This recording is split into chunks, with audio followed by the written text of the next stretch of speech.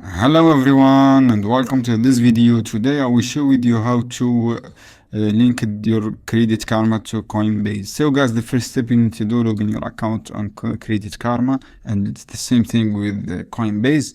After that, log in your account. What you have to do, guys, follow these easy steps. Go to your profile icon on the top right corner. Select your profile icon.